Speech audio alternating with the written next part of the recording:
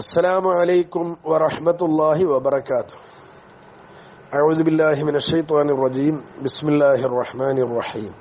അൽഹംദുലില്ലാഹി റബ്ബിൽ ആലമീൻ വസ്സലാത്തു വസ്സലാമു അലാ അഫ്ളലി റസൂലില്ലാഹി വഅലാ ആലിഹി വഅസ്ഹാബിഹിൽ ഫായിസീൻ ബിറളില്ലാഹി അമ്മാ ബഅദ്. ബഹുമാനമുള്ള സുഹൃത്തുക്കളെ, നമ്മുടെ ക്ലാസ് ഇൻഷാ അല്ലാഹ് തുടങ്ങാം. ആദ്യമായി പറയാനുള്ളത്, മലമൂത്ര വിസർജനം നടത്തുന്ന സമയത്ത് വിസർജനം നടത്തി നമ്മൾ കഴുകുമ്പോ, മൂത്രമൊഴിച്ച് കഴുകുമ്പോ, നമ്മൾ ശുദ്ധിയാക്കുമ്പോ നല്ലോണം ശ്രദ്ധിച്ച് ശുദ്ധിയാക്കണം. നമ്മളൊക്കെ ശരിക്ക് ഇസ്തബറ കഴിച്ചുകൊണ്ട് ശുദ്ധിയാക്കാൻ ശ്രമിക്കണം. തൊണ്ടയെ അനക്കിക്കൊണ്ടും നമ്മുടെ മർമ്മം, നമ്മുടെ മൂത്രമൊഴിക്കുന്ന ആ ഭാഗം നമ്മുടെ കൈകൊണ്ട് മെല്ലെ ഇങ്ങനെ തടകിക്കൊണ്ടുമൊക്കെ ഇസ്തബറ കഴിക്കണം. അതിൽ തീരെ ഇനി മൂത്രം ഇല്ല എന്ന് പരമാവധി ഉറപ്പുവരുത്തണം. തൊണ്ടയെ അനക്കണം. അതിനൊക്കെ എന്നിട്ടും സംശയമുള്ളവരൊക്കെ ഒന്ന് എഴുന്നേൽക്കുക, നടക്കുക, ഇതൊക്കെ ചെയ്തുകൊണ്ടായിരിക്കണം എന്ന് ഓർമ്മപ്പെടുത്തുന്നത് നമ്മൾ വളരെ ശ്രദ്ധിക്കേണ്ടതാണ്. നമ്മളൊക്കെ തന്നെ പാന്റ് ഉടുത്തുമൊക്കെ നടക്കുന്ന ആളുകളൊക്കെ വളരെ ശ്രദ്ധിക്കണം. അല്ലാഹു തആല നമുക്കൊക്കെ പുറത്തു തരട്ടെ. വലിയൊരു വിഷയമാണിത്.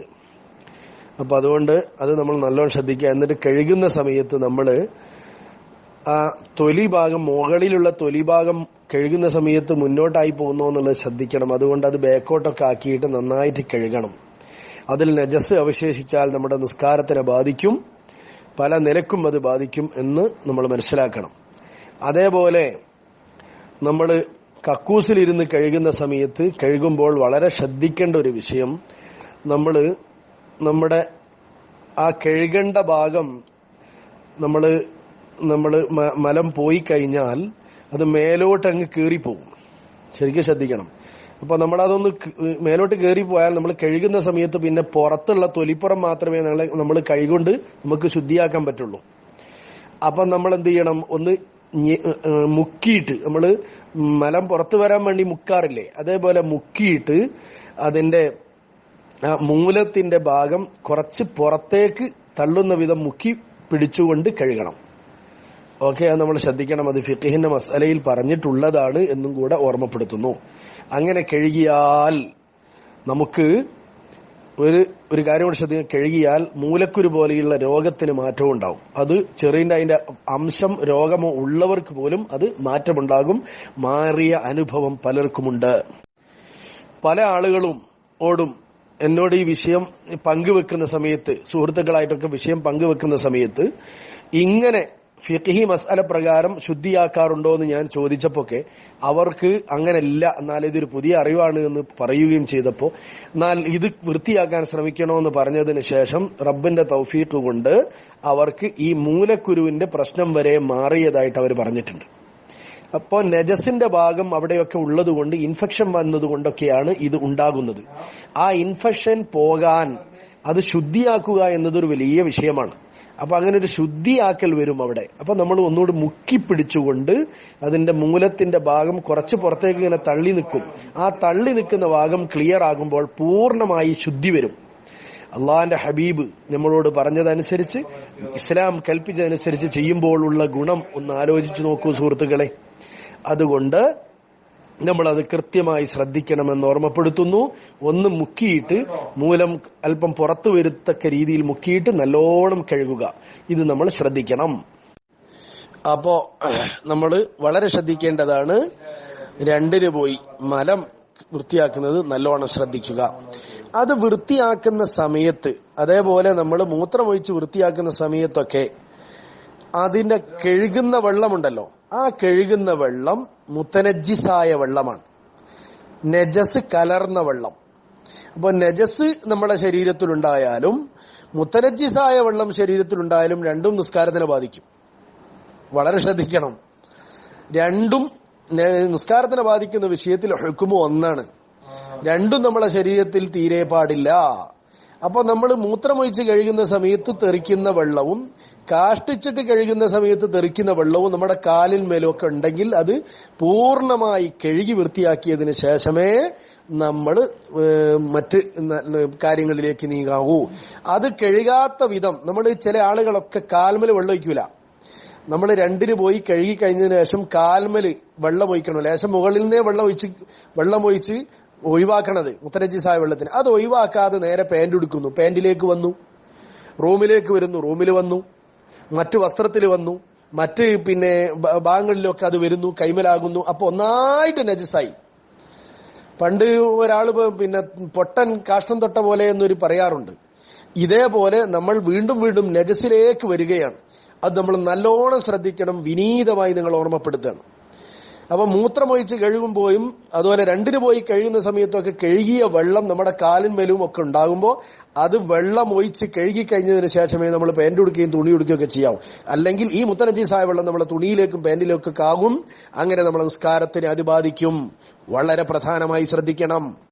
പിന്നെ ബാത്റൂമുകൾ നമ്മൾ ശ്രദ്ധിക്കേണ്ട ഒരു വിഷയം, ഈ വെള്ളം തെറിക്കുന്ന സ്ഥലമാണ് ബാത്റൂമുകൾ. അപ്പം ബാത്റൂമിന്റെ നിലം എന്ന് പറഞ്ഞാൽ മുത്തനജിസായ വെള്ളം എപ്പോഴും നിൽക്കുന്ന സ്ഥലമാണ് ബാത്റൂം. ആ ബാത്റൂമിൽ നിന്ന് വുളു എടുത്ത് നമ്മൾ ചില ആളുകളൊക്കെ ബാത്റൂമിൽ നിന്ന് വുളു എടുക്കുന്നത് വലിയ നല്ല കാര്യമൊന്നുമല്ല. എങ്കിലും ഈ കുളിക്കുന്ന സ്ഥലവും ബാത്റൂമും രണ്ടാണ് എന്നൊക്കെ മസാല പിടിച്ചുകൊണ്ട് കുറച്ച് ഇപ്പുറത്തുനിന്ന് കുളിക്കുന്ന ഭാഗത്തു നിന്നൊക്കെ വുളു എടുക്കാറുണ്ട്. ഇരിക്കട്ടെ, സൗകര്യങ്ങൾ അത്രയല്ലേ ഉണ്ടാവുള്ളൂ. അങ്ങനെ നമ്മൾ വുളു എടുത്ത് നേരെ ചെരുപ്പ് കാൽമേലില്ലാതെ ചില ആളുകൾ കാലും കഴുകി നേരെ ബാത്റൂമിൽ നിന്ന്, കാരണം നല്ല വൃത്തിയുള്ള ടൈലാ കാഴ്ചയിൽ, നേരെ പുറത്തേക്ക് വന്ന് നിസ്കരിക്കുന്നതൊക്കെ കാണാം. ഒരിക്കലും പാടില്ല. കാരണം ഈ ബാത്റൂമിൽ മുത്തനജിസായ വെള്ളമുള്ള സ്ഥലമാണ്. മുത്തനജിസായ വെള്ളം കഴുകണമെങ്കിലൊക്കെ മുകളിൽ നിന്നേ ചുമരുമെന്നേ വെള്ളം ഒഴിച്ചു പോർന്നുകൊണ്ട് വാർത്തി കഴുകണം. അതൊന്നും ആരും ചെയ്യാറില്ല. അതുകൊണ്ട് എപ്പോഴും മുത്തനജിസായ സ്ഥലമാണ്. ആ സ്ഥലത്ത് നമ്മൾ കാല് കഴുകി നേരെ റൂമിലേക്ക് വന്ന് നിസ്കരിച്ചാൽ നിസ്കാരം സഹിയാകില്ല. അപ്പോ ബാത്റൂമിൽ നമ്മൾ ചെരുപ്പ് ഉപയോഗിച്ചുകൊണ്ട് തന്നെ വുളു എടുത്ത് ആ ചെരുപ്പും കാലുമൊക്കെ ചെരുപ്പ് ഇട്ടുകൊണ്ട് തന്നെ കഴുകി വൃത്തിയാക്കി നേരെ നമ്മൾ പുറത്തുള്ള ചെരുപ്പിലേക്ക് കയറിക്കൊണ്ട് നേരെ മുസല്ലയിലേക്ക് വരികയാണ് വേണ്ടത്. പുറത്ത് അകത്തിടാൻ ഒരു ചെരുപ്പ് ഉപയോഗിക്കുന്നത് നല്ലതാണ്. കാരണം പുറത്തുള്ള നിലങ്ങളൊക്കെ ആ നിലക്കാണ് നമ്മൾ മനസ്സിലാക്കേണ്ടത്. വെള്ളത്തോടുകൂടെ നമ്മൾ മുത്തനജിസായതോ നജസായോ വസ്തുവിലേക്ക് ചവിട്ടുമ്പോൾ നമ്മളെ നജസ് നമ്മളിലേക്കും ചേരും. അതുകൊണ്ട് മുസല്ലയും ഒക്കെ നജസാവാൻ സാധ്യതയുണ്ട്. അതുകൊണ്ട് എല്ലാ നിലക്കും അത് ശ്രദ്ധിക്കണം. പിന്നെ മുമ്പ് ഞാൻ പറഞ്ഞിരുന്നു, നമ്മുടെ ബാത്റൂമിലൊക്കെ ബക്കറ്റ് ഉണ്ടാവാറുണ്ട്. ഈ ബക്കറ്റ് നമ്മൾ ഉപയോഗിക്കുമ്പോൾ നല്ലോണം ശ്രദ്ധിക്കണം. ചെറിയ ബക്കറ്റുകളാണ്. 2 കുല്ലത്തിൽ താഴെ വെള്ളം കൊള്ളുന്നതാണ്. 2 കുല്ലത്തിൽ മുകളിൽ വെള്ളം കൊള്ളുന്നതാണെങ്കിൽ അതിൽ നജസ് വീണാലോ മുത്തനജിസായ വെള്ളമായാലോ ഒന്നും കുഴപ്പമില്ല.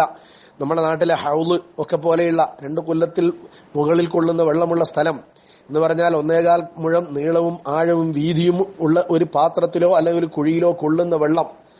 അതിൽ തന്നെ ആവണമെന്നില്ല, അത്രയും അളവ് കൊള്ളുന്ന പാത്രമോ എന്തോ ആയിരിക്കട്ടെ, അതിലൊക്കെ നമുക്ക് ഇട്ട് കഴുകുകയും നജസിന്റെ അല്ലെങ്കിൽ മുതനജിസായ വെള്ളം അതിലായി എന്ന് കരുതിയൊന്നുമില്ല. അതേ സമയത്ത് അത്രയും അളവില്ലാത്ത പാത്രങ്ങൾ, ചെറിയ ബക്കറ്റിലൊക്കെ നമ്മൾ ബാത്റൂമിൽ നിന്ന് മുത്തനജിസായ വെള്ളം തെറിക്കുകയൊക്കെ ചെയ്താൽ ആ ബക്കറ്റ് പൂർണ്ണമായി കഴുകണം. എങ്ങനെ കഴുകണം? അതിലെ പൈപ്പ് വെള്ളം അതിലേക്ക് ഒഴിച്ചുകൊണ്ട് ടൈഡോ ഒന്നിട്ടിട്ട് കഴുകിയാൽ പോരാ. അങ്ങനെ മസാലയിൽ അത് ശുദ്ധിയാവില്ല.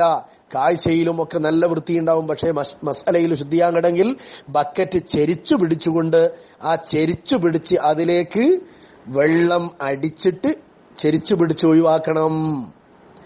വെള്ളം നേരെ ബക്കറ്റ് താഴെ വെച്ച് അതിലേക്ക് പൈപ്പിൽ വെള്ളം തുറന്നു വെച്ച് നമ്മൾ ഒഴുക്കി കളഞ്ഞിട്ട് കാര്യമില്ല. അത് വീണ്ടും മുത്തനജിസായ വെള്ളം തന്നെ ആവുക ചെയ്യാം. അപ്പം ചെരിച്ചു പിടിച്ചിട്ട് ഗണ്ണുകൊണ്ട് അടിച്ചോ അല്ലെങ്കിൽ പൈപ്പ് തുറന്നിട്ട് കൈകൊണ്ട് ഇങ്ങനെ അതിലേക്ക് അടിച്ചിട്ട് ചുറ്റും അടിച്ച് ചെരിച്ചു പിടിച്ച് ഒഴിവാക്കണം. വളരെ ശ്രദ്ധിക്കേണ്ടതാണത്. അങ്ങനെ ബക്കറ്റ് വൃത്തിയാക്കണം. അതുപോലെ പാട്ട, ബാത്റൂമിലുള്ള പാട്ട പലരും നിലത്ത് വെക്കും. ബാത്റൂമിലെ നിലത്ത് വെച്ച് കഴിഞ്ഞാൽ മുത്തനജിസായി. നേരെ അതെടുത്ത് ബക്കറ്റിലേക്ക് ഇടും. ബക്കറ്റും മുത്തനജിസായി. പിന്നെ അതിലുള്ള വെള്ളവും നജിസായി. അതുകൊണ്ട് നമ്മൾ ശ്രദ്ധിക്കേണ്ടത് ആ പാട്ട അഥവാ നിലത്ത് വെച്ചാൽ അതിന്റെ അടിഭാഗം വെള്ളം ഒഴിച്ച് കഴുകണം. എന്നിട്ടേ ബക്കറ്റിലേക്ക് ഇടാവൂ. ഇതൊക്കെ നമ്മൾ ശ്രദ്ധിക്കണം. ശ്രദ്ധിച്ചാൽ ഒരു പ്രശ്നവും ഇല്ല. അതുകൊണ്ട് അത്തരം വിഷയങ്ങൾ പൂർണ്ണമായി നമ്മൾ ശ്രദ്ധിക്കേണ്ടതാണ്. പിന്നെ മറ്റൊരു കാര്യം, ചിലര് ബാത്റൂമിൽ നിന്ന് വുളു എടുക്കും. അപ്പൊ ഞാൻ പറഞ്ഞല്ലോ, ബാത്റൂമിന്റെ നിലം മുത്തനജിസായ വെള്ളം ഉണ്ടാകുന്ന സ്ഥലമായിരിക്കും. അപ്പൊ വുളു എടുക്കുന്ന സമയത്ത് വെള്ളം ശരിക്കും ശ്രദ്ധിച്ചോളൂ. വുളു എടുക്കല്ലേ എന്ന് കരുതിയിട്ട്, ഇനി ബാത്റൂം അല്ല, ഇനി പുറത്തെവിടെയെങ്കിലും എവിടെയാണെങ്കിലും നജസ് ചേരാൻ, മുത്തനജിസായ വെള്ളം ചേരാൻ സാധ്യതയുള്ള ഒരു സ്ഥലത്തുനിന്ന് പൈപ്പിൽ നമ്മൾ വുളു എടുക്കുമ്പോൾ ആ പൈപ്പ് തുറന്നാൽ നേരെ വെള്ളം നിലത്തേക്ക് വീഴുന്നു. ആ നിലത്ത് നിന്ന് മുത്തനജിസായ വെള്ളം നമ്മളെ മേലിലേക്ക് തെറിക്കും. അപ്പൊ ഒക്കെ ചില ആളുകൾക്ക് വുളു എടുക്കുമ്പോ ഔറത്ത് മറക്കണം എന്ന നിലക്ക് തുണിയും അല്ലെങ്കിൽ പാന്റൊക്കെ മുട്ടിനെ താഴോട്ടാക്കി ഇട്ടിട്ടാണ്, അല്ലെ തുണിയൊക്കെ അയച്ചിട്ടിട്ടാണ് വുളു എടുക്കല്. സാധാരണ സുന്നത്ത് തന്നെ, നല്ല കാര്യമാണ്. പക്ഷേ അവിടെ നിന്ന് നിലത്തുനിന്ന് തെറിക്കുന്ന മുത്തനജിസായ വെള്ളം നമ്മുടെ പാന്റിലേക്കും നമ്മുടെ തുണിയിലേക്കും ആകുമ്പോൾ അതോടുകൂടെ നിസ്കരിച്ചിട്ട് എന്ത് ഫലം? ഒരു സുന്നത്തിന് വേണ്ടി നമ്മൾ അത് ചെയ്തിട്ട് നിസ്കാരം തന്നെ ബാത്തിലായി പോയില്ലേ? അവിടെ നമ്മൾ അങ്ങനത്തെ സാഹചര്യം ഉണ്ടായാൽ നമ്മൾ ശ്രദ്ധിക്കേണ്ടത്, ശരിക്കും മനസ്സിലായിക്കോളൂ, ഒരു ബക്കറ്റ് എടുത്തിട്ട്, ബക്കറ്റ് ഉണ്ടെങ്കിൽ നേരെ പൈപ്പിന്റെ ചോട്ടിൽ വെക്കുക, എന്നിട്ട് വുളു എടുക്കുക. ബക്കറ്റിലുള്ള വെള്ളം മേൽത്തെറിക്കുന്നതിന് കുഴപ്പമില്ലല്ലോ. ബക്കറ്റ് എടുത്ത് വെച്ച്, അല്ലെങ്കിൽ ഒരു ബക്കറ്റിന്റെ മറ സൃഷ്ടിക്കുക, അല്ലെങ്കിൽ ബക്കറ്റിനെ നേരെ ബക്കറ്റിലേക്ക് വെള്ളം തുറന്നിട്ട് കൊണ്ട് വുളു എടുക്കുക. എന്നിട്ട് ആ വെള്ളം വുളുവിന്റെ വെള്ളമായതുകൊണ്ട് ക്ലോസറ്റിൽ ഒഴിക്കാതെ പരമാവധി മറ്റു ഭാഗത്തേക്ക് ഒഴിക്കാൻ ശ്രമിക്കുക. ഏതായിരുന്നാലും ആ ബക്കറ്റ് വെച്ചുകൊണ്ടാകുമ്പോൾ നജസ് മേലിൽ തെറിക്കില്ല എന്നൊരു വിഷയം അവിടെ സൂക്ഷിക്കാൻ പറ്റും. ഇനി ബക്കറ്റ് ഇല്ലാത്ത സ്ഥലത്താണെങ്കിൽ നമ്മൾ ശ്രദ്ധിക്കേണ്ടത്, നമ്മൾ ഔറത്ത് മറക്കണമെന്നില്ല, തുണി അല്പം അല്ലെങ്കിൽ പാന്റ് അല്പം ഉയർത്തിപ്പിടിച്ചുകൊണ്ട് വുളു എടുക്കുക. അവിടെ ഔറത്ത് മറഞ്ഞിട്ടില്ലെങ്കിലും പ്രശ്നമില്ല, ഔറത്ത് മറക്കൽ സുന്നത്ത് മാത്രമേ ഉള്ളൂ.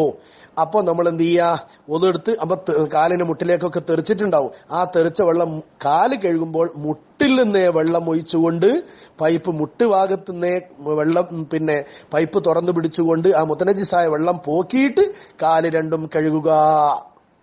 ശരിക്കും ശ്രദ്ധിക്കണം. ഇതൊന്നും ഒരു ബുദ്ധിമുട്ടാണ് എന്ന് തോന്നരുത്, ഒരു പ്രശ്നവുമില്ല, ശ്രദ്ധിച്ചാൽ നല്ലതാണ്. ഇതൊന്നും ശ്രദ്ധിക്കാതെയാണ് പലരും, ഒരു വിഷയമില്ലാത്ത രീതിയിലാണ് പലരെയും കാണുന്നത്. ചില പള്ളിയിലൊക്കെ ചില ആളുകളൊക്കെ പിന്നെ നല്ലോണം ശ്രദ്ധിക്കണം. മൂത്രപ്പുരയിൽ നിന്നൊക്കെ മുത്തനജിസായ വെള്ളത്തോടുകൂടെ വന്നിട്ട് കഴുകുമ്പോഴൊക്കെ കാലിലേക്ക് പൈപ്പൊക്കെ തുറന്നു പിടിച്ച് ഇങ്ങനെ തെറിപ്പിക്കുക ചെയ്യുക. ആ വെള്ളത്തിന് എല്ലാ ഭാഗത്തേക്കും തെറിപ്പിക്കുന്നതിന് സൂക്ഷിച്ച് മുത്തനജിസായ വെള്ളമൊക്കെ ഒഴിവാക്കി ഒക്കെ നല്ല സൂക്ഷിച്ചും അറിഞ്ഞും എല്ലാ വിഷയവും കൈകാര്യം ചെയ്യണം. അപ്പോ അവിടെ നമ്മളെ ഔറത്ത് മറക്കുന്നത് ഒഴിവാക്കുക. ഔറത്ത് മറക്കൽ സുന്നത്തേ ഉള്ളൂ. അതുകൊണ്ട് ഔറത്ത് മറച്ചാൽ അവിടെ എന്ത് ചെയ്യും, തുണിയിലേക്കും നമ്മുടെ പാന്റിലേക്കും ആയാൽ പിന്നെ പാന്റും തുണിയും കഴുകേണ്ടി വരും. അത് അസാധ്യമാണ്. അപ്പൊ അത് ഉയർത്തിപ്പിടിച്ചുകൊണ്ട് നമ്മൾ കഴുകിയാൽ കാൽമലാവുമ്പോൾ നമുക്ക് വെള്ളം ഒഴിക്കാം. അപ്പൊ മുട്ടുന്ന താഴോട്ട് വെള്ളം ഒഴിച്ച് ആ മുത്തനജിസായ വെള്ളം കഴുകിക്കഴിഞ്ഞതിന് ശേഷം കാല്, വുളുവിന്റെ ഭാഗമായ കാല് രണ്ടും കഴുകിയാൽ മതി. അങ്ങനെ ശ്രദ്ധിക്കണം. അപ്പൊ ബാത്റൂമിൽ നിന്നും നജസ് ഉണ്ട് എന്ന്, മുത്തനജിസായ സാധനങ്ങളൊക്കെ അല്ലെങ്കിൽ വല്ലതും ഉണ്ട് എന്ന് തോന്നുന്ന സ്ഥലത്തു നിന്നൊക്കെ വുളു എടുക്കുമ്പോ നമ്മൾ ശ്രദ്ധിക്കേണ്ടതാണ്. ഔറത്ത് മറയാന്നുള്ളത് അങ്ങോട്ട് ഒഴിവാക്കിയിട്ട് നമുക്ക് നിസ്കാരത്തിന്റെ സുഹത്തിനെ ബാധിക്കുന്ന വിഷയം ശ്രദ്ധിച്ചുകൊണ്ട് വുളു എടുക്കുക. അതേപോലെ നജസ് ഉള്ള സാധനം കഴുകുന്നത് നമ്മൾ നേരെ ബക്കറ്റിൽ പൊതിർത്തിടുക ചെയ്യാം. ബക്കറ്റിൽ പൊതിർത്തിടുമ്പോൾ നജസ് കലർന്നതാണെങ്കിൽ അത് കഴുകുമ്പോൾ വളരെ ശ്രദ്ധിക്കണം. ടൈഡും മറ്റും ഒക്കെ ഇട്ടിട്ട് നല്ല വൃത്തിയായി കഴുകി, നല്ല സ്മെല്ലൊക്കെ വന്നു, നല്ല ഭംഗിയൊക്കെ ആയി. പക്ഷേ മസ്അലയിൽ അത് ശുദ്ധിയായിട്ടില്ല. മസ്അലയിൽ ശുദ്ധിയാവാത്ത കാലത്തോളം അത് ഇട്ടോ നിസ്കരിച്ച് നിസ്കാരം സഹിയാവുകയുമില്ല. അതുകൊണ്ട് നമ്മൾ എന്ത് ചെയ്യണം, ആ കഴുകലൊക്കെ കഴിഞ്ഞതിന് ശേഷം പൈപ്പ് തുറന്നു പിടിച്ചുകൊണ്ട് ആ നജസായ മുത്തനജിസായ വസ്ത്രം, ആ ബക്കറ്റിലുണ്ടായിരുന്ന എല്ലാ വസ്ത്രങ്ങളും അത് പിടിച്ചുകൊണ്ട് അതിന് ഒഴുക്ക് വെള്ളം ഒഴിച്ചുകൊണ്ടായിരിക്കണം. അതിന് ആദ്യം എന്ത് ചെയ്യണം, ഈ കഴുകിയ നമ്മുടെ കൈകളുണ്ടല്ലോ, അത് തോള് മുതൽ ഒന്ന് വെള്ളം ഒഴിച്ച് വൃത്തിയാക്കണം. കാരണം കഴുകുന്ന സമയത്ത് ഈ മുത്തനജിസായ വെള്ളം വസ്ത്രം കഴുകുന്ന സമയത്ത് നമ്മുടെ കൈകളിലേക്ക് ഇത് തെറിച്ചിട്ടുണ്ട്. അപ്പൊ നമ്മുടെ കൈകളിലൊക്കെ ആ തുള്ളികൾ ഉണ്ടാകും, മുത്തനജിസായ വെള്ളത്തിന്റെ തുള്ളികൾ. അപ്പൊ നമ്മൾ ഒഴുക്ക് വെള്ളം ഒഴിച്ചുകൊണ്ട് കഴുകിയിട്ട് കാര്യമില്ല, വീണ്ടും ഈ തുള്ളികളിൽ നിന്ന് അതിലേക്ക് വീണ്ടും മുത്തനജിസായ വെള്ളത്തിന് സാധ്യതയുണ്ട്. അതുകൊണ്ട് കൈകൾ, തോള് മുതൽ രണ്ട് കൈകളും ഒന്ന് പൈപ്പിലേക്ക് കാട്ടി വൃത്തിയാക്കി എന്നതിന് ശേഷം ഈ വസ്ത്രവും പൈപ്പിന്റെ അടിയിൽ പിടിച്ചുകൊണ്ട് ആ ഒഴുക്ക് വെള്ളം ഒഴിച്ചുകൊണ്ട് വൃത്തിയാക്കുക. മനസ്സിലായോ? ഇതേ മുത്തനജിസായ വെള്ളമുള്ള കൈ കൊണ്ടാണ് പൈപ്പ് തുറന്നതെങ്കിൽ ആ പൈപ്പിന്റെ മുകളിലും ആ വെള്ളത്തിന്റെ അംശമുണ്ടാകും. അപ്പൊ പിന്നീട് പൈപ്പ് പൂട്ടുന്ന സമയത്ത് അതിൽ നിന്ന് വീണ്ടും ആകാൻ സാധ്യതയുള്ളതുകൊണ്ട് പൈപ്പ് ഒന്ന് കഴുകലും നല്ലതാണ്. മനസ്സിലായോ? ഇതൊക്കെ ശ്രദ്ധിക്കണം. നല്ലോണം ശ്രദ്ധിച്ചാൽ ഗുണമാണ്. സുഹൃത്തുക്കളെ, നല്ലോണം ശ്രദ്ധിക്കണം. നമ്മളെ അമലുകൾ കുളമാകുന്ന രീതി ആരും ശ്രദ്ധിക്കാത്ത വിഷയങ്ങളാണ്. എന്നാൽ എന്റെ ഈ ഗ്രൂപ്പിലുള്ള സുഹൃത്ത്, അപ്പൊ നമ്മുടെ ഈ ഗ്രൂപ്പിലുള്ളവർക്കൊക്കെ പലർക്കും ഈ വിഷയത്തിൽ നല്ല അറിവുണ്ടായേക്കാം. എന്നാലും ശ്രദ്ധിക്കണമെന്ന് വളരെ വിനീതമായി ഓർമ്മപ്പെടുത്തുന്നു. പിന്നെ നമ്മൾ ഇറച്ചിയും മീനുമൊക്കെ കഴുകുമ്പോൾ എന്തായാലും അതിൽ രക്തം ഒക്കെ ഉള്ളതുകൊണ്ട് മീനിന്റെ ഉള്ളിലുള്ള കറുത്ത പാട വരെ കറുത്ത ഒരു ഇതുണ്ടാവുമല്ലോ, അതുവരെ നജസാണെന്നാണ് പണ്ഡിതന്മാര് പറഞ്ഞത്. അതൊക്കെ പോക്കിക്കൊണ്ട് വൃത്തിയാക്കിയിട്ട് അവസാനം പൈപ്പ് തുറന്ന് ഒന്ന് ഒഴുക്ക് വെള്ളം പാരണം. കാരണം മീൻ മുറിക്കുന്ന പാത്രത്തിലിട്ട് എത്ര നമ്മൾ കഴുകിയാലും, ഇറച്ചി പാത്രത്തിലിട്ട് എത്ര നമ്മൾ കഴുകിയാലും അതിന് രക്തത്തിന്റെ അംശം പോവുക എന്നല്ലാതെ മസലയിൽ അത് ശുദ്ധിയാകുന്നില്ല. അപ്പൊ നമ്മൾ എന്ത് ചെയ്യണം? ഈ ഇറച്ചി ഒരുപാട് പ്രാവശ്യം ഈ മീൻ ഒരുപാട് പ്രാവശ്യം ഈ പാത്രത്തിൽ, ചെറിയ പാത്രത്തിലിട്ട് ഇങ്ങനെ കഴുകിക്കളഞ്ഞതിന് ശേഷം വേറൊരു പാത്രം ദൂരെ മാറ്റി വെക്കണം. ആ പാത്രത്തിലേക്ക് പൈപ്പിൽ നിന്ന്, അപ്പോ ആ പാത്രത്തിലേക്കാണ് നമ്മൾ കഴുകിയ ഒഴുക്ക് വെള്ളം ഒഴിച്ചിട്ട് കൈയും ഇറച്ചിയും ശരിക്ക് പൈപ്പിലേക്ക് പിടിച്ച് ഒഴുക്ക് വെള്ളം ഒഴിച്ച് ഈ ദൂരെ മാറ്റിവെച്ച പാത്രത്തിലേക്ക് ഇടുക. വീണ്ടും ഒരു പിടിയെടുത്ത് അതും അതേപോലെ ചെയ്ത് പൂർണ്ണമാക്കുക. അവസാനം ഈ പാത്രം പൈപ്പിൽ പിടിച്ചുകൊണ്ട് ഒഴുക്ക് വെള്ളമൊക്കെ ഒഴിച്ച് മുത്തനജിസായ വെള്ളം കഴുകി ശുദ്ധിയാക്കി വൃത്തിയാക്കി എടുക്കുക. ഇത് നമ്മൾ വളരെ ശ്രദ്ധിക്കേണ്ടതാണ്. അപ്പൊ മീനും ഇറച്ചിയും കഴുകുമ്പോൾ നമ്മൾ പ്രത്യേകം ശ്രദ്ധിക്കേണ്ട വിഷയങ്ങൾ ഇതൊക്കെയാണ്. അതേപോലെ തന്നെ ഇറച്ചി, മറ്റൊരു മസാല അനുസരിച്ച് ഇവിടെ സൗദികളൊക്കെ അറുത്തപാടെ കഴുകാതെ ഉപയോഗിക്കുന്നുണ്ട്. അങ്ങനെ മസാലയുണ്ട്. മനസ്സിലായോ? നേരെ അറുത്ത് അങ്ങനെ തന്നെ വെള്ളം തൊടിക്കാതെ നമുക്ക് അത് പാകം ചെയ്ത് ഭക്ഷിക്കാവുന്നതാണ്. മനസ്സിലായോ? വെള്ളം കഴുകാൻ വേണ്ടി നമ്മൾ അതിലേക്ക് വെള്ളം ഒഴിച്ചാൽ പിന്നെ അത് കഴുകി തന്നെ എടുക്കണം. മസാല പ്രകാരമുള്ള കഴുകണം. അല്ലാതെ നമ്മൾ നേരെ കൊണ്ടുപോയി നമ്മൾ പുഴുങ്ങുകയോ ചുടുകയോ ഒക്കെ ചെയ്യുന്നതിന് കുഴപ്പമില്ല എന്ന് മസാലയിൽ കാണാം. അപ്പൊ ഇരിക്കട്ടെ. അപ്പൊ ഇത്തരം വിഷയങ്ങൾ നമ്മൾ കഴുകിക്കഴിഞ്ഞാൽ, വെള്ളമാക്കി കഴിഞ്ഞാൽ പിന്നെ അത് മസാല അനുസരിച്ചുള്ള കഴുകൽ ആയിരിക്കണം. ഓക്കെ. ഇനി മറ്റൊരു വിഷയമുള്ളത്, സ്ത്രീകൾ, നമ്മുടെ നാട്ടിലെ സ്ത്രീകളൊക്കെ അലക്കുന്നത്, അത് വളരെ ശ്രദ്ധിക്കണം. സ്ത്രീകളോട് നമ്മൾ ഓർമ്മപ്പെടുത്തുകയും വേണം. നമ്മൾ നാട്ടിലൊക്കെ വാഷിംഗ് മെഷീൻ ഇടുമ്പോ സമയത്ത് അതിൽ 2 കൊല്ലത്തിൽ താഴെയുള്ള വെള്ളം കൊള്ളുന്നതാണ്. അതുകൊണ്ട് അതിൽ നജസ് കലർന്നത് പരമാവധി അതിൽ ഇടാതിരിക്കുക. അതിനുള്ള പണി എന്താന്ന് വെച്ചാൽ, എന്തെങ്കിലും നജസ് നമ്മുടെ ഏതെങ്കിലും വസ്ത്രത്തിൽ ഉണ്ടെങ്കിൽ അത് ഒരു പൈപ്പിന്റെ അടുത്ത് പിടിച്ച് ആ നജസുള്ള ഭാഗം പൂർണ്ണമായി കഴുകി, എന്ന് പറഞ്ഞാൽ ഒന്ന് കഴുകാൻ വലിയ പണിയൊന്നുമില്ല, ഒന്ന് പൈപ്പിലേക്ക് കാട്ടിയിട്ട് ആ ഭാഗം മാത്രം ഒന്ന് കഴുകി നേരെ വാഷിംഗ് മെഷീനിലേക്ക് ഇടാൻ ശ്രമിക്കുക. നമ്മളൊക്കെ വീട്ടിൽ അങ്ങനെ ചെയ്യാൻ ശ്രമിക്കണം. അങ്ങനെയാണ് പറഞ്ഞു കൊടുക്കേണ്ടത്. ഇനി കുട്ടികളുടെ ഉണ്ടെങ്കിൽ അതിനങ്ങോട്ട് മാറ്റി വെക്കുക. അത് പൈപ്പിലൊക്കെ പിടിച്ചിട്ടൊന്ന് വൃത്തിയാക്കിയതിന് ശേഷം നല്ലോണം തിരുമ്പാനുണ്ടെങ്കിൽ വാഷിംഗ് മെഷീനിൽ ഇട്ടാൽ മതി. വാഷിംഗ് മെഷീനിലേക്ക് നജസുള്ള അല്ലെ മുത്തനജിസായ സാധനം നേരിട്ടിടരുത്. അത് വൃത്തിയാക്കിയെടുക്കാൻ പണിയാണ്. ഓക്കെ. അത്തരമുള്ളതൊക്കെ പരമാവധി തോട്ടിലോ പുഴയിലോ കൊണ്ടുപോയാൽ വളരെ ഉഷാറായി. പൈപ്പിന്റെ അടുത്ത് നിന്നാണെങ്കിൽ ഞാൻ ഈ പറഞ്ഞതുപോലെ വൃത്തിയായി നമ്മൾ കഴുകണം. പിന്നെ ചില സ്ത്രീകൾ ഇനി തോട്ടിലാണെങ്കിൽ തന്നെ കഴുകുമ്പോൾ അവരിൽ നിന്ന് വരുന്ന ഭീമമായൊരു അബദ്ധം ഞാൻ പറയാം. നജസുള്ള സാധനം അവർ അടിച്ചു കഴുകും. കല്ലിന്റെ അടുത്തുനിന്ന് അടിച്ചു കഴുകി, ഈ അടിക്കുന്ന സമയത്ത് അവരെ ശരീരത്തിലേക്ക് തെറിച്ച മുത്തനജിസായ വെള്ളം അവരെ കൈമലും തോളിലും ഒക്കെ ഉണ്ടാകും. ഇരിക്കട്ടെ, അത് അവർ ശ്രദ്ധിക്കുന്നില്ല. അങ്ങനെ അവർ നല്ലപോലെ അടിച്ചു വൃത്തിയാക്കി, അടിച്ചു നന്നായിട്ട് എല്ലാം പോയി. അങ്ങനെ ഇവർ വെള്ളത്തിന്റെ നടുവിലേക്ക് പോയിട്ട് ഇത് നല്ലോണം ഒലുമ്പിയെടുത്തു. പതയും എല്ലാം പോകുന്ന രീതിയിൽ ഒലുമ്പിയെടുത്തു. അങ്ങനെ ഒരു വസ്ത്രം ഒലുമ്പിയെടുത്ത് അത് പിഴിഞ്ഞ്, ഞങ്ങളുടെ നാട്ടിൽ പിഴിയുക എന്ന് പറയാ, അതിലെ വെള്ളം കളഞ്ഞിട്ട് നേരെ തോളിലേക്ക് വെക്കും. എന്നിട്ട് അടുത്തതെടുത്തിട്ട് വീണ്ടും ഇതേപോലെ ഒലുമ്പിയെടുത്ത് അതും തോളിലേക്ക് വെക്കും. അപ്പോൾ സംഭവിക്കുന്നത് എന്താ? ഈ തോളിൽ നേരത്തെ അടിക്കുന്ന സമയത്ത് മുതനജിസായ വെള്ളം തെറിച്ചിട്ടുണ്ടാകും. ആ തെറിച്ച വെള്ളം ആ തുള്ളി വെള്ളത്തിൽ നിന്ന് വീണ്ടും ഇതിലേക്ക് മുത്തനജിസായ വെള്ളം തൊട്ടു. അതോടുകൂടെ മസ്അല പ്രകാരം ഇത് വീണ്ടും മുത്തനജിസായി. അതാണ് കൊണ്ടുപോയി ഉണക്കാനിട്ട് ഉണക്കിയെടുത്ത് നമ്മൾ നിസ്കരിക്കുന്നത്. അതുകൊണ്ടല്ലേ നമ്മളെ നിസ്കാരം സ്വഹത്തല്ലാതെ വരുന്നത്. അതിനെക്കുറിച്ചൊക്കെ പണ്ഡിതന്മാർ ഒരുപാട് പറഞ്ഞിട്ടുണ്ട്. അതുകൊണ്ട് വളരെ ശ്രദ്ധിക്കണം. അപ്പോ അത്തരം വിഷയങ്ങൾ ശ്രദ്ധിച്ചുകൊണ്ട് നമ്മുടെ നേരെ തോളിലേക്ക് ഇടണ്ട. ഒരു ബക്കറ്റ് നല്ലോണം വൃത്തിയാക്കിയത് മാറ്റിവെക്കുക. ഈ അടിച്ച സ്ഥലത്തു നിന്നൊക്കെ വെച്ച ബക്കറ്റാണെങ്കിൽ അതിനെ ആദ്യം ഒന്ന് കഴുകുക. തോള് വരെ കൈയൊന്ന് വൃത്തിയാക്കി ഈ ബക്കറ്റും വൃത്തിയാക്കി മാറ്റിവെക്കുക. എന്നിട്ട് ഒലിമ്പിയെടുത്ത് അതിലേക്ക് ഇടാൻ പാടുള്ളൂ. ഇങ്ങനെ നജസ് തെറിക്കുന്നതും തെറിക്കാൻ സാധ്യതയുള്ളതും മുത്തനജിസായ വെള്ളവുമൊക്കെ ശ്രദ്ധിച്ചുകൊണ്ടായിരിക്കണം നമ്മൾ നമ്മുടെ വസ്ത്രം കഴുകാൻ നമ്മുടെ ഭാര്യമാരെ ഏൽപ്പിക്കേണ്ടതും അത് പറഞ്ഞു കൊടുക്കുകയും വേണം. ഇത് ദീനിയായ വിഷയമായതുകൊണ്ട് ഭാര്യമാരോട് നന്നായിട്ട് പറഞ്ഞു കൊടുക്കണം. അപ്പൊ വീട്ടിൽ നിന്ന് ഈ പൈപ്പിന്റെ ചോട്ടിൽ നിന്ന് തിരുമ്പുന്ന ആളുകളൊക്കെ ആ കല്ലിൽ നിന്ന് അടിക്കുമ്പോൾ തെറിക്കുന്ന മുത്തനജിസായ വെള്ളം പല സ്ഥലത്തും ഉണ്ടാകും, അതിന്റെ ചോട്ടിലൊക്കെ ഉണ്ടാകും. ആ സമയത്തൊക്കെ അത് ശരീരത്തിലാവാതിരിക്കാനും ആയിട്ടുണ്ടെങ്കിൽ അവസാനം ഈ ഒലുമ്പുന്ന സമയത്ത് വൃത്തിയാക്കുന്ന സമയത്ത് കൈകളിലോ ശരീരത്തിലോ ഉണ്ടെങ്കിൽ അതൊക്കെ വൃത്തിയാക്കിയതിന് ശേഷം ഒലുമ്പി വൃത്തിയാക്കി ആറിടുക. ഇനി ആറിടുന്ന സമയത്ത് ശരീരത്തിൽ മുത്തനജിസായ വെള്ളം തെറിച്ചതുണ്ടെങ്കിൽ ശരീരത്തിൽ ഈ ആറിടുന്ന സമയത്ത് ഈ വസ്ത്രം ടച്ച് ചെയ്താൽ അതിലൂടെ ആ മുത്തനജിസായ വെള്ളം അതിലേക്ക് വീണ്ടും ആകാൻ സാധ്യതയുണ്ട്. അതൊക്കെ ശ്രദ്ധിക്കാൻ ഭാര്യമാരോട് ഉണർത്തണം പ്രത്യേകം. അപ്പോ ഇൻഷാ അല്ലാഹ് ഇനി എന്തെങ്കിലും വിഷയം എവിടെങ്കിലും ബാക്കിയുണ്ടെങ്കിൽ നിങ്ങൾ ഓർമ്മപ്പെടുത്തണം. ഇപ്പൊ ഇത്ര മതി. അതുകൊണ്ട് അല്ലാഹു സുബ്ഹാനഹു വ തആല നമുക്ക് കാത്ത് രക്ഷിക്കുമാറാകട്ടെ. നമുക്കറിയാം നിസ്കാരത്തെക്കുറിച്ച് പരിശുദ്ധ ഖുർആനിൽ അല്ലാഹു തആല പറയുന്നുണ്ട്, ഇന്ന സ്വലാത്ത തൻഹാ അനിൽ ഫഹ്ശാഇ വൽ മുൻകർ.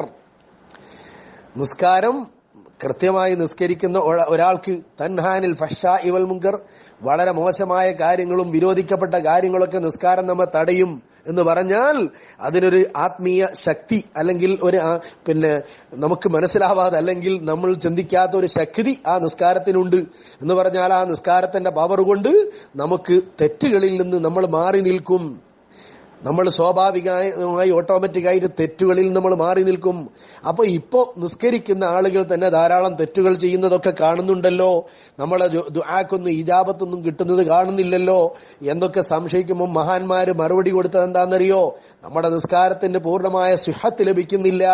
പിന്നെ എങ്ങനെ നമ്മൾ തെറ്റിൽ നിന്ന് മാറി നിൽക്കും? നിസ്കാരം പൂർണ്ണമായ സിഹത്തുണ്ടായാൽ നമുക്ക് പിന്നെ ഒരു തെറ്റായ കാര്യങ്ങളിലേക്ക് നമ്മളെ മനസ്സ് വരില്ല. തെറ്റായ കാര്യങ്ങൾ ചെയ്യാൻ നമുക്ക് സാധിക്കില്ല. ഇന്ന സ്വലാത്ത് തൻഹാനിൽ ഫഹ്ശാഇ വൽ മുൻകർ എന്നാണ്. മോശമായ കാര്യങ്ങൾ, വിരോധിക്കപ്പെട്ട കാര്യങ്ങൾ നിസ്കാരം തടയും എന്ന് പറഞ്ഞാൽ കൃത്യമായി നിസ്കരിക്കുന്ന ആൾക്ക് അത്തരം കാര്യങ്ങൾ ചെയ്യാൻ മനസ്സ് വരില്ല, സാധിക്കില്ല. അത് നിസ്കാരത്തിന്റെ ഒരു പവറാണ്. എന്നാൽ ഇന്നോ നിസ്കരിക്കുന്നവർ തന്നെ തെറ്റുകൾ ധാരാളം ചെയ്യുന്നത് കാണുന്നു. അതിന്റെ അർത്ഥം ഈ നിസ്കാരം സ്വഹീയാകുന്നില്ല എന്ന് വേണം കരുതാൻ എന്ന് പണ്ഡിതന്മാർ അതിന് ജവാബ് പറഞ്ഞിട്ടുണ്ട്. അപ്പൊ അതൊക്കെ നമ്മൾ പ്രത്യേകം ശ്രദ്ധിക്കണം. അപ്പൊ ഈ രീതിയിലൊക്കെ നിസ്കരിച്ചിട്ട് എന്താ കാര്യം? സുഹൃത്തുക്കളെ, നമ്മുടെ നാട്ടിലൊക്കെ ഇന്ന് നിസ്കാരം കൂടിയിട്ടുണ്ട്. അത് സത്യമാണ്. അള്ളാഹു ബറക്കത്ത് ചെയ്യട്ടെ, നല്ല കാര്യമാണ്. നിസ്കാരം നല്ലോണം കൂടുതൽ ആളുകൾ അതൊരു ഫാഷൻ എന്നോണം ഒക്കെ നടക്കുന്നുണ്ട്. ഇരിക്കട്ടെ, നല്ലോണം നിസ്കാരക്കാരൊക്കെ ഉണ്ട്. പക്ഷേ ഇത്തരം നിസ്കാരങ്ങളായി പോകുന്നു. പാന്റ് എടുത്ത് നിസ്കരിക്കുന്ന സമയത്തൊക്കെ, വുദു എടുക്കുന്ന സമയത്തും മനോഹരം ചെയ്യുന്ന സമയത്തൊക്കെ മുതനജിസും നജസും ഒക്കെ കലർന്ന രീതിയിൽ അവര് പള്ളി പോലും നജസാക്കുന്നുണ്ട്. ചിലർ പള്ളിയിൽ പോലും ഈ മുത്തനജിസായ വെള്ളവും ഒക്കെ ആവാൻ സാധ്യതയുള്ള രീതിയിൽ. എനിക്ക് ഒരുപാട് സ്ഥലം പള്ളിയുടെ അടുത്തുകൂടെ തന്നെ അനുഭവമുണ്ട്. മൂത്രപ്പുരയിൽ നിന്ന് മുത്തനജിസായ വെള്ളത്തോടുകൂടെ നേരെ ഹൗദിന്റെ അടുത്തേക്ക് വരുന്നു. ഹൗദിന്റെ അടുത്ത് നിന്ന് കാൽമലിലേക്ക് പാട്ട കൊണ്ട് വെള്ളം നല്ല സ്പീഡിൽ മുക്കി ഒഴിക്കുന്നു. ആ മുത്തനജിസായ വെള്ളം നേരെ പള്ളിയിലേക്ക് തന്നെ തെറിക്കുന്നു. കേറുന്ന ഭാഗത്തേക്ക് തെറിക്കുന്നു, അല്ലെങ്കിൽ കാല് തുടക്കുന്ന ഭാഗത്തേക്ക് തെറിക്കുന്നു. നമ്മൾ വുദു എടുത്ത് കാലും കഴുകി നേരെ ഈ ചൂടിപ്പടത്തിലേക്കോ കാല് തുടക്കുമ്പോൾ നേരത്തെ തെറിച്ച മുത്തനജിസായ വെള്ളം വീണ്ടും കാൽബലാകുന്നു. അങ്ങനെ പള്ളിയും നിസ്കരിക്കുന്നവർക്കൊക്കെ ബുദ്ധിമുട്ടാകുന്ന തരത്തിലേക്ക് നമ്മളെ പ്രവർത്തനം മാറുന്നു. അപ്പൊ ഈ രീതിയിലൊക്കെ നിസ്കരിച്ചിട്ട് എന്ത് കാര്യം? ഈ നിസ്കാരക്കാരെ കുറിച്ചാണ് ഒരുപാട് പണ്ഡിതന്മാര് പറഞ്ഞിട്ടുള്ളത്. അതുകൊണ്ട് നമ്മുടെ മുഖത്തേക്ക് വലിച്ചെറിയപ്പെടുന്ന നരകത്തിൽ പ്രത്യേക ഇടം പ്രതീക്ഷിക്കാവുന്ന നിസ്കാരക്കാരിൽ നമ്മൾ പെട്ടുപോകരുത്. അല്ലാഹു തആല നമ്മളെ ഒക്കെ കാത്തുരക്ഷിക്കുമാറാകട്ടെ. ഈ വിനീതന ഞാനും ഇതൊക്കെ ഉപദേശിക്കാൻ അർഹനല്ല എങ്കിലും ചില വിഷയങ്ങൾ നിങ്ങൾ ഓർമ്മപ്പെടുത്തിയതാണ്. അല്ലാഹു തആല ഇതൊക്കെ പ്രാവർത്തികമാക്കാൻ നമുക്ക് തൗഫീഖ് ചെയ്യട്ടെ. അതുകൊണ്ട് എല്ലാവരും ഈ വോയിസുകൾ കൃത്യമായി മനസ്സിലാക്കി വളരെ വിനീതമായി മാറോട് ചേർത്ത് പിടിച്ചുകൊണ്ട് പരമാവധി ശ്രമിക്കുക. ഈ റമദാൻ മാസത്തിനെ കണക്കിലെടുത്തുകൊണ്ട് ശ്രദ്ധിക്കുക. അല്ലാഹു തആല തൗഫീഖ് ചെയ്യുമാറാകട്ടെ. നമ്മളെ അമലുകൾക്ക് അല്ലാഹു തആല സ്വീകരിക്കട്ടെ. ഒരുപാട് ആളുകൾ ദുആ ചെയ്യാൻ ഏൽപ്പിച്ചിട്ടുണ്ട്. അവരുടെ എല്ലാ വിഷമങ്ങളും അല്ലാഹു തആല തീർത്തു കൊടുക്കട്ടെ. ഒരാള് അദ്ദേഹത്തിന്റെ ഉമ്മാക്ക് സുഖമില്ല എന്ന് പറഞ്ഞിട്ടുണ്ട്. ഒരാള് സ്വന്തത്തിൽ ജന്നത്തിലെ പ്രയാസങ്ങളുണ്ട് എന്ന് അറിയിച്ചിട്ടുണ്ട്. നമ്മളെ പല കൂട്ടുകാരും അവരുടെ ഒക്കെ എല്ലാ വിഷമങ്ങളും അല്ലാഹു തആല തീർത്തു കൊടുക്കട്ടെ.